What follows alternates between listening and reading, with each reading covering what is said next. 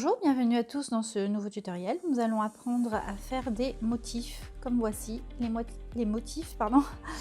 C'est ça, ça peut être des lettres, une typographie, mais ça peut être aussi des dessins vectoriels comme ici, ce que vous voulez en fait. Répétez autant de fois que vous le voulez, très symétrique, de la même grandeur.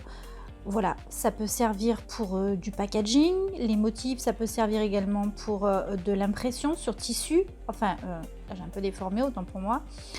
De l'impression sur tissu, enfin ce que vous voulez. Là, je l'ai mis dans une forme rectangulaire. Mais vous verrez qu'il est possible de mettre du motif, ça fait comme un fond de couleur, hein, dans ce que vous voulez. Donc c'est parti, je vous montre comment faire. Nous voici donc avec mon modèle ici, mon vecteur, donc ma petite planète Saturne avec ses anneaux, ma petite fusée, mes petites étoiles. J'ai dessiné ça pour un travail en fait, que je suis en train d'effectuer. Donc je m'en sers pour faire le tutoriel aujourd'hui parce que bon, c'est plutôt sympa et c'est assez simple. Donc là j'ai fait en sorte que mes anneaux et ma planète soient groupés. Hein, si vous ne vous souvenez pas, clic droit, dissocier, associer. Donc là, c'est associé. Ma petite fusée aussi, tout est associé. Et les étoiles, ben non, pas du tout. Donc maintenant, on sélectionne le tout. On va dans Objet, Motif, Créer. Là, un petit peu de ménage. Vous voyez une boîte de dialogue qui apparaît ici avec les options de motifs. Donc, je prends un peu de recul pour que vous ayez une vue d'ensemble. Voilà, mon motif sur la gauche est prêt. Et ma boîte de dialogue ici, option de motif. Alors, vous allez pouvoir faire des tas de choses. Donc, le motif qui est sur votre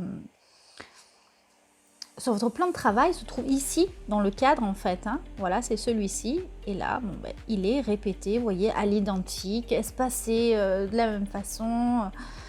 Après, on peut changer tout ça. Donc là, vous avez type de mosaïque dans gris, vous avez briques par rangée. Donc quand je clique dessus, vous voyez tout de suite, mes motifs ont un peu changé de place. Ils se sont mis en briques par rangée en fait. Hein.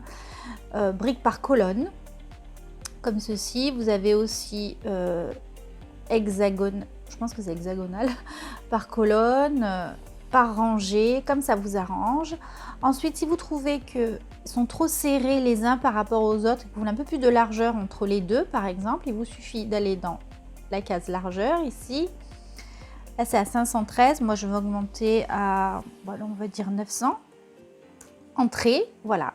Et là, ça s'est espacé comme vous voulez. On peut aussi donner de la hauteur. 385, ça ne me convient pas. Je vais marquer 600. Entrée, voilà. Donc, vous voyez, j'ai tout aéré.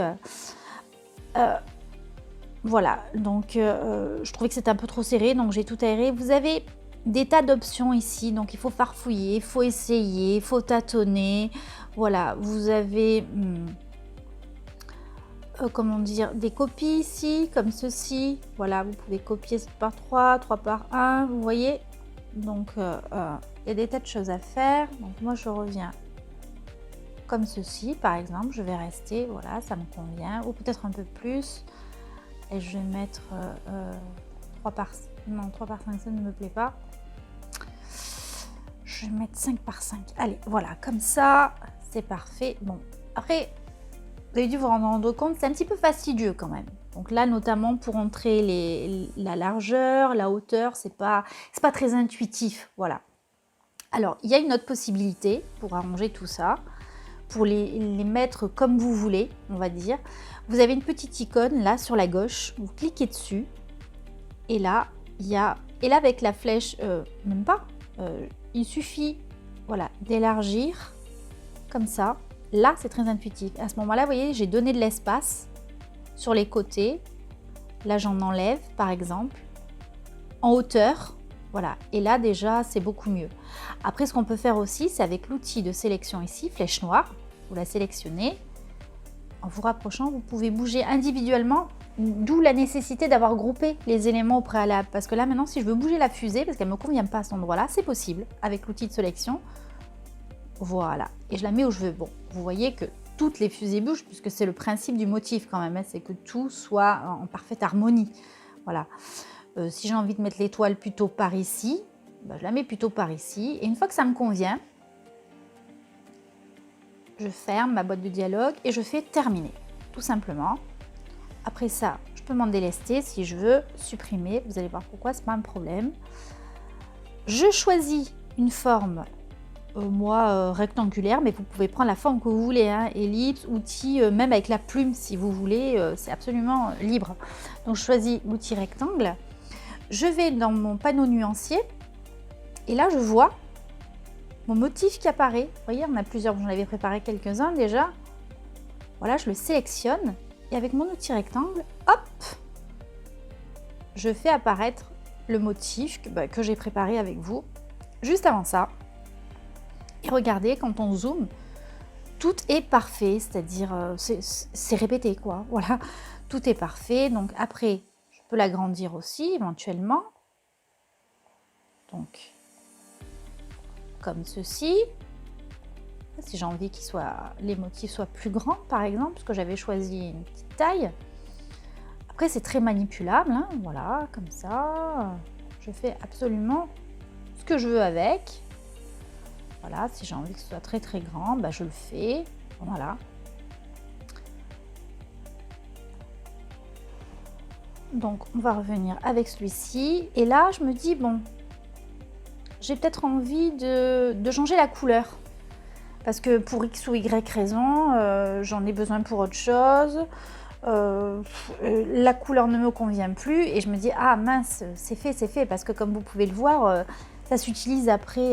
Voilà, j'ai pas le choix, quoi. Mon motif est préparé de cette couleur. Donc si je vais dans le panneau couleur ici, et je sais pas moi, que je veux lui donner une autre couleur, par exemple du rouge, ça ne marche pas, vous voyez. J'ai juste un rectangle rouge, donc c'est un peu nul, quoi. Mais il est possible quand même de le faire. Pour cela, vous sélectionnez votre motif. Vous avez la petite roue ici. Redéfinir les couleurs de l'illustration. Donc on clique dessus. Il y a une boîte de dialogue qui apparaît avec les deux couleurs ici principales de mon motif, c'est-à-dire une espèce de violet et du jaune. Et déjà, je peux commencer juste avec cette petite molette ici. Changer les couleurs de mon illustration. Regardez, si je donne une majorité de jaune, vous voyez mon illustration. Alors, le violet qui était présent est toujours dessous, mais il y a quand même une majorité de jaune. Et je peux faire l'inverse aussi. Donc là, il va y avoir du violet avec donc du rose, évidemment. Voilà, le jaune va se transformer en rose, tout à fait normal. Donc je remets comme c'était. Et si je veux changer uniquement le jaune ou uniquement le violet, ou alors des couleurs vraiment distinctes et séparées, j'ai ici la roue chromatique avec des petits cercles intérieurs. Là, il y en a un qui est placé sur le violet, c'est normal puisque c'est cette couleur, et un autre qui est placé sur le jaune, normal puisque c'est l'autre couleur. Alors, je ne veux pas bouger les deux couleurs en même temps, donc je clique ici sur la petite chaîne, ce qui veut dire que maintenant, je peux bouger séparément ce cercle-là et ce cercle-là. Voilà. Et si j'ai envie de mettre de l'oranger, autant pour moi, je vais réouvrir ma petite boîte de... Voilà. Et si je veux à présent changer cette couleur violet et mettre, je sais pas, de l'oranger, il me suffit simplement de diriger ici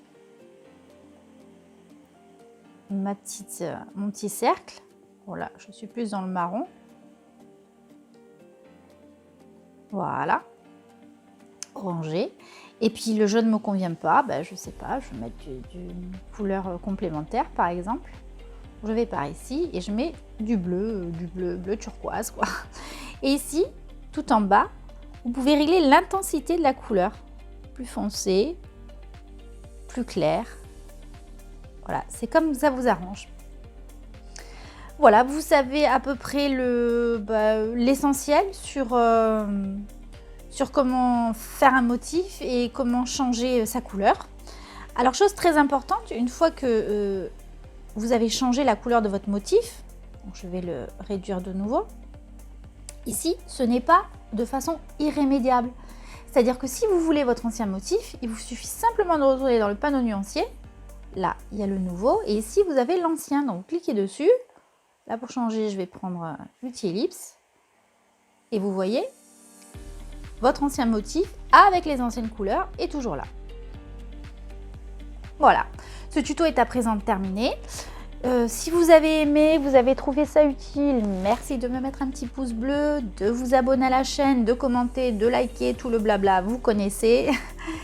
En attendant, je vous dis à très bientôt et merci d'avoir suivi ce tuto. Bye bye!